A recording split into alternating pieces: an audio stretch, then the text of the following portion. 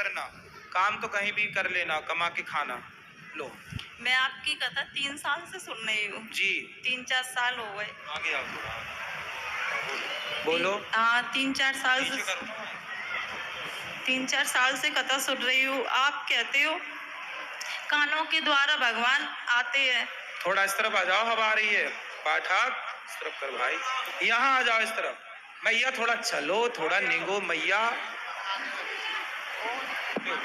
हाँ अब बोलो, पास में करो माइक। 3-4 साल से आपकी कथा सुन रही हूँ जी। हाँ तो 3-4 साल से कथा सुन रही हूँ तो भागवत में भगवान आ जाते हैं। मुझे पहले ठाकुर जी दिखते थे सपने में, वैसे भी दिखते हैं। अब मुझे ठाकुर जी नहीं दिख रहे, सांप क्यों दिख रहे हैं? सांप? हाँ, कभी मगर दिखेगा, कभी सांप दिखेगा। मैं बड़ी परेशान हूँ। तो सांप दिखता बस है कि कुछ कहता भी है? कहता कुछ नहीं है, दिखता है, रोज दिखेगा। दिन में भी आंखें बंद करूंगी सुई दिखती है। तो सांप, तो आप पिछले जन्म में नागिन तो नहीं थी? क्या पता अब पिछले जन्म का क्या पता, कहीं मगर बनेगा कहीं सांप। मैं तो बड़ी परेशान। सुनो, शंकर जी के ऊपर पीले कलर की पीली वाली सरसों चढ़ाना। शंकर जी पर पीली सरसों चढ़ाने से शंकर जी को प्रणाम करना, जल चढ़ाना और पीली सरसों चढ़ाना, तो सांपों का दिखना बंद हो जाएगा। वैसे सांपों का दिखना शुभ होता है, अशुभ नहीं होता। लेकिन ठाकुर जी भी दिखते हैं, वो क्यों अंदर वो भी है, वो भी दिखते हैं ठाकुर जी भी। सही तो है, क्या दिक्कत है? तो सांप डर लगता है, आंखें बंद करो सुई आ जाएगा। नींद भी नहीं आती मुझे, तो रात भर हो जाती है ऐसे आंखें खोले खोले। तो आपको सपने में ना दिखता है? नहीं, दिन में ऐसे 12 बजे लेटूं, कभी भी लेटूं। अभी दिख रहा है सांप? अभी दिख रहा है सांप? हाँ, वो तो हमेशा दिखता है। अभी कहाँ दिख रहा है? अरे बंद करूंगी आंखें सुई दिखने लगेगा। करो बंद। ऐसे करूंगी, लेटूंगी सुई आ जाएगा। अभी आंखें बंद करो, क्या दिख रहा है बताओ देख के। अभी नेक लेटो 5-10 मिनट सुई, फिर सांप आ जाएगा। हाँ। कल शंकर जी को, कल से रोज आप पीली सरसों चढ़ाओ। को मैं रोज जल चढ़ाती हूँ। पीली सरसों? हाँ, पीली सरसों चढ़ाओ, बंद हो जाएंगे सांप। पहले तो काटता भी था, लेकिन आपने बोली 7 दिन कथा सुनो, तो मैं 7 दिन कथा सुनी तो ने आराम है, काटना बंद हो गया, लेकिन दिखना बंद नहीं हुआ।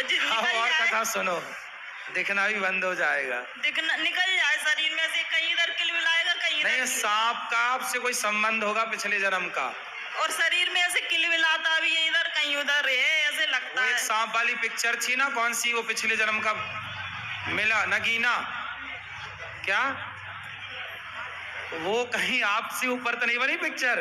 मैं तो इतनी क्या आपसे मिलने आ रहे हो सांप? रोज दिखेगा, डेली सवेरे 4 बजे। हाँ। और रात में, दिन में कभी भी लेट हो तभी आ जाएगा। आप पूछना एक बार। मैं आपसे पूछने जी तो आई। अरे सांप से पूछो, मेरे से नहीं। सांप से पूछो कि काहे दिखता भाई।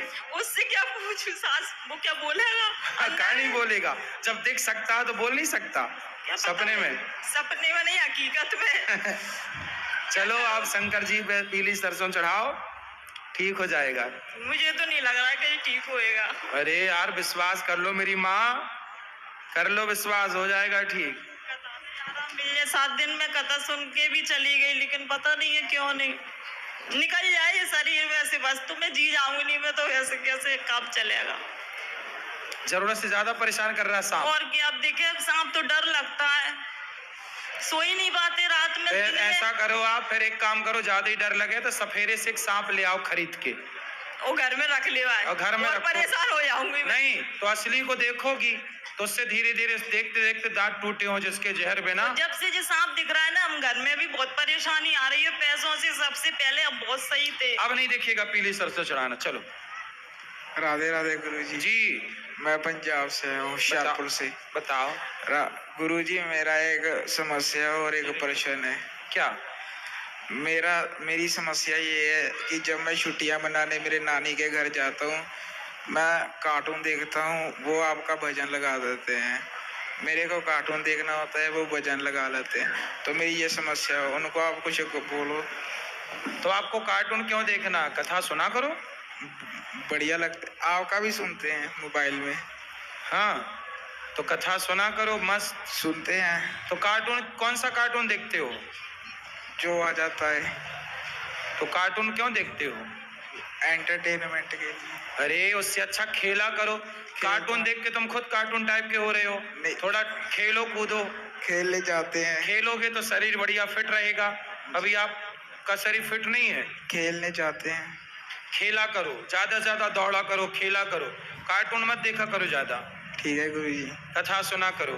ठीक है, सुनते हैं। और मेरा प्रश्न ये था, हमने पिछले साल कृष्ण जी लिए थे और उनकी घर में समाप्ति करी थी। सॉरी, समाप्ति नहीं, उनको रखा था घर में। तो अब हम 4 दिनों से यहाँ पर आए। जब हम बांके बिहारी जी के गए थे तो मम्मी ने उनके लिए एक राधा जी भी ले ली थी। तो अभी उनका नाम हम क्या रखें? राधा जी का नाम राधा। ठीक है गुरु जी। खुश रहो। ठीक है गुरु जी। सुखी रहो। और किसका प्रश्न है? आप सभी चैनल को सब्सक्राइब करके शेयर कर लें। सवाल किसका है? हाथ उठाएं। चलो, जिनका प्रश्न है आप खड़े हो जाइए। जी प्रभु जी राधे राधे। हाँ जी, आपके चरणों में दास का कोटि कोटि वंदन, खुश प्रणाम। रहिए, खुश रहिए। प्रभु जी मेरी 2 जिज्ञासाएं जिसे आप शांत करने की कृपा करें। जी पहला मेरा सवाल है कि जब भगवान ही सब कुछ करने कराने वाले हैं तो फिर इंसान दोषी क्यों है? तो आप क्या चाहते हैं कि भगवान ही दोषी रहें? नहीं, जैसे कि कहा जाता है कि मतलब चोर चोरी करे और दोष भगवान को दे? नहीं, जैसे क्या चाहते हैं आप? मैं ये चाहता हूँ उनकी मर्जी के बिना पत्ता नहीं हिलता। ठीक तो है। हम कोई भी कर्म करते हैं तो जब बुरा करते हैं तो हमारे मत्थे मर दिया जाता है कि हमने अपनी बुद्धि से करा, और जब अच्छा करते हैं तो ये कहते हैं कि भगवान की कृपा से। ना ना, अच्छा भी आपका है। नहीं, तो यही तो ये क्या अच्छा भी आपका है और बुरा भी आपका है। अब ईश्वर क्या करते हैं ये बताओ कि जो जज होता है, जी यदि वह किसी को फांसी की सजा देता है तो क्या जज की उस व्यक्ति से पर्सनल दुश्मनी है? नहीं, तो जज ने उसे फांसी काहे दे दी? उसके कर्मों के आधार पे। हाँ, जैसे उसके कर्मों के आधार पर जज ने फांसी दी, उसी प्रकार ईश्वर तो केवल जज बन के आपके कर्मों का हिसाब किताब करते हैं। प्रभु जी आपकी बात बिल्कुल ठीक है। ईश्वर का वही काम है जो एक जज का काम है। सांसारिक जज शायद पैसों में बिक भी जाए, पर परमात्मा एक निष्पक्ष जज है जो कभी किसी के बिकाऊ नहीं है, कोई खरीद नहीं सकता, किसी को कौड़ी कम नहीं देता, किसी को दमड़ी ज्यादा।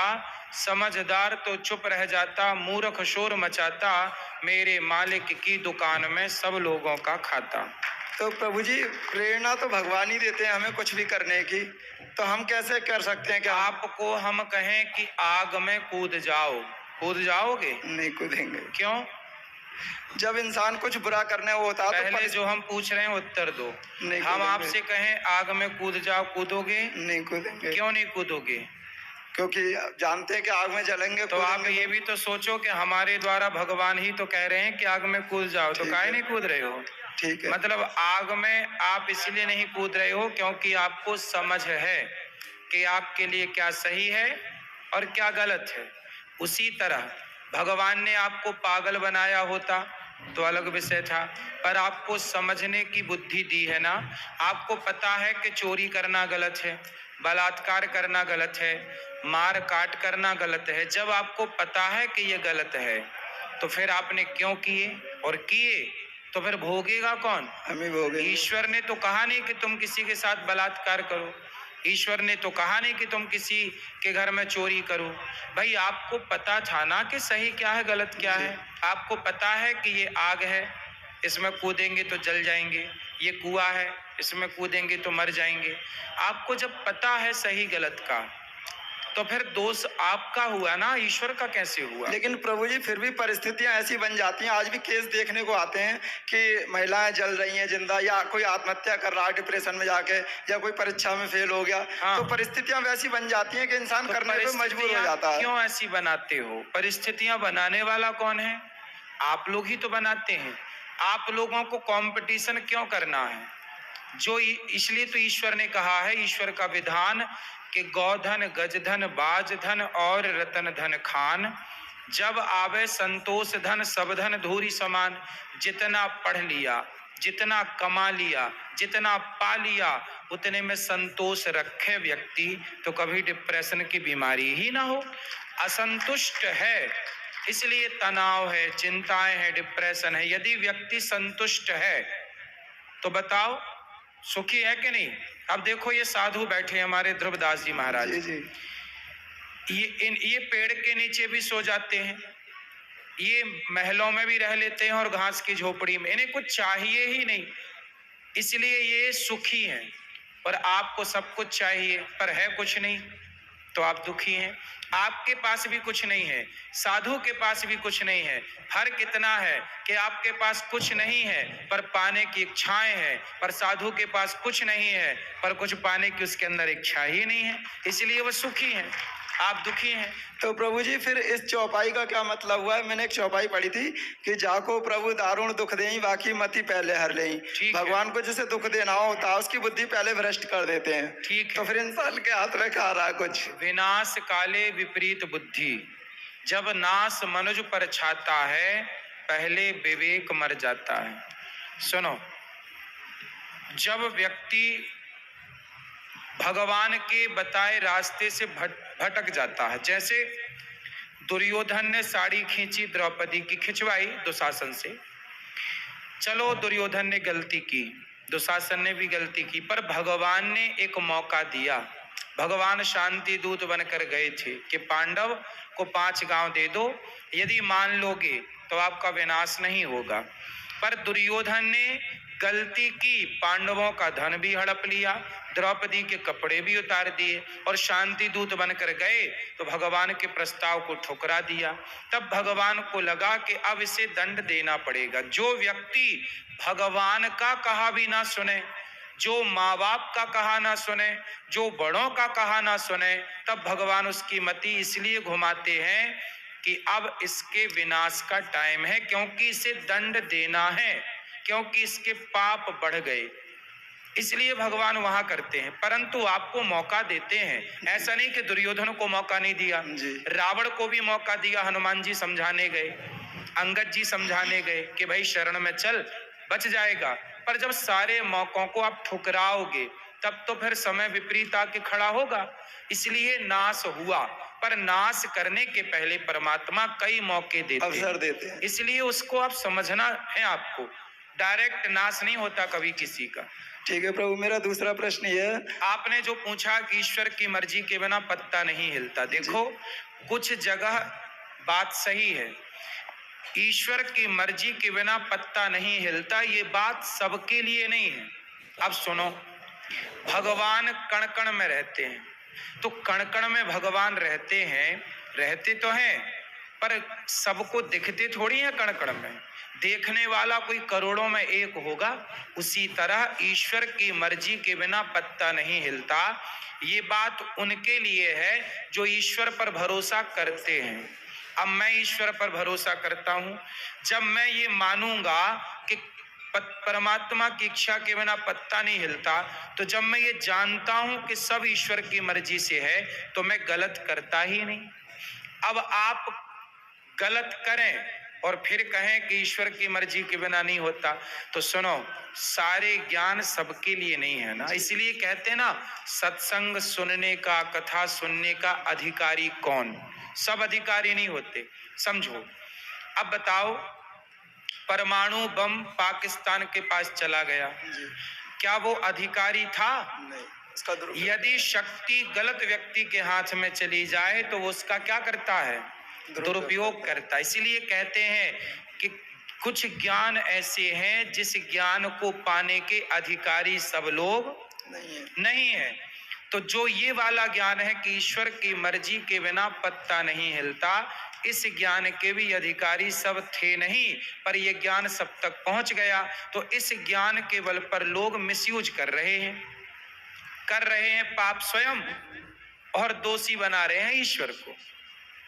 ठीक है प्रभु, मेरा दूसरा प्रश्न ये है कि भगवत गीता में भगवान श्री कृष्ण अपनी विभूतियां बताते हैं कि पक्षियों में गरुड़ में हूँ, जलाशयों में समुद्र में हूँ, ऐसे ही बताते हैं कि इंद्रियों में मन में हूँ, और हम बात बात पे सुनते हैं आचार्यों से कि मन को वश में करो। हाँ। तो जब भगवान श्री कृष्ण इंद्रियों में मन खुद अपने आप को बता रहे हैं, तो हम मन को कैसे वश में कर सकते हैं फिर? और किसी ने करा हो तो उसी- उदाहरण दे के बताइए।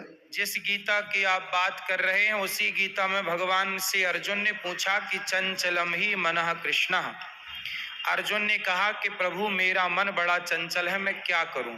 ये अर्जुन ने सवाल किया गीता में कृष्ण भगवान से। ठीक।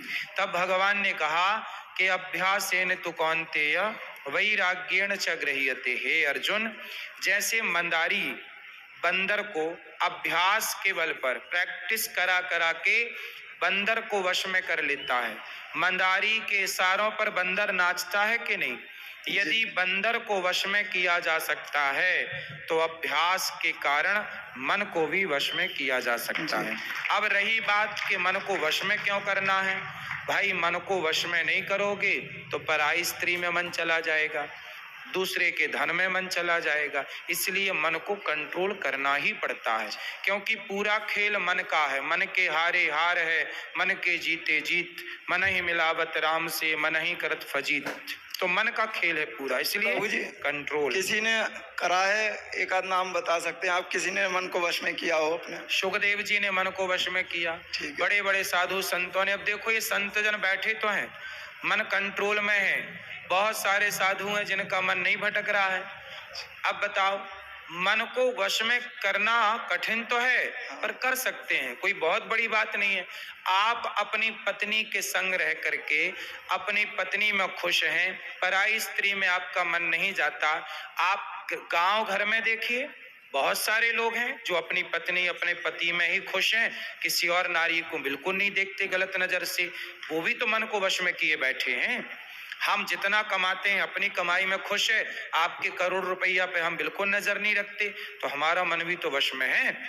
भाई मन आजकल चौराहे में बैठ के बहन बेटियों को ताकना, छेड़ना, गलत गलत बोलना, ये लोग चंचल वाले हैं, इनका मन भटक रहा है। पर बहुत लोग हैं, साधु भी क्यों, गृहस्थ लोग भी बहुत सारे हैं जिनका मन कंट्रोल है।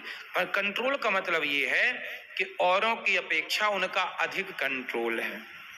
यदि और अभ्यास करें तो पूरा कंट्रोलिंग हो जाए। Nothing is impossible, everything is possible. असंभव कुछ भी नहीं है, करने से सब होता है। रसरी यावत जात है, सिल पर पड़त निशान, करत करत अभ्यास के जड़मति होत सुजान। करने से मन भी वश में हो सकता है। बहुतों का है, बहुतों का है। ठीक है प्रभु, राधे राधे। राधे राधे।